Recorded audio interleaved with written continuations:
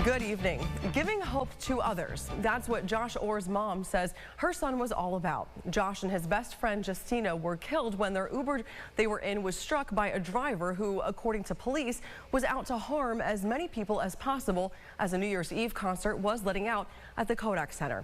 Today, Josh's family sat down with Adam Chodak at their Webster home to talk about the 29-year-old who loved music, video games, and giving hope to others.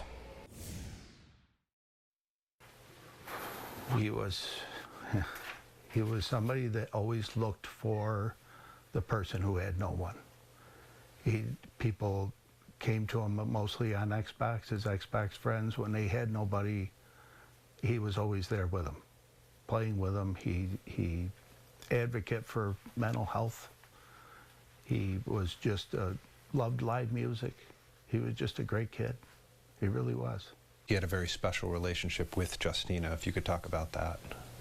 Best friends. I mean, they've been buds forever. They had a lot of shared interests, spent a lot of time together. She had come over just a couple days before New Year's and spent some time with us. Well, him and I sat on the couch and played video games. She was doing her own game, and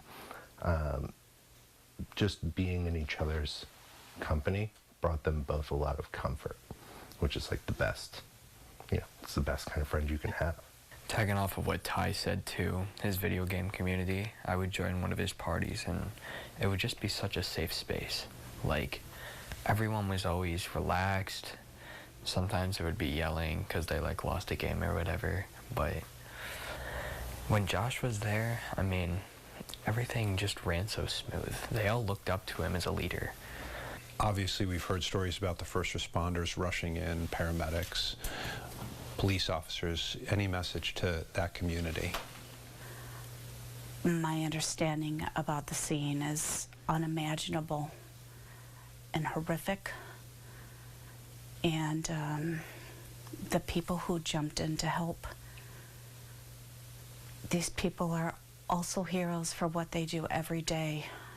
And our family is so thankful. Is there anything about that night in particular that you wanted to talk about?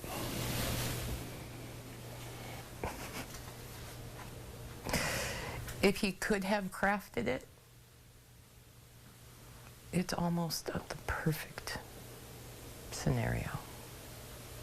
Because he cared so much that his unknowing maybe at the human level what he was walking into, it was a barrier to perhaps many other people being harmed.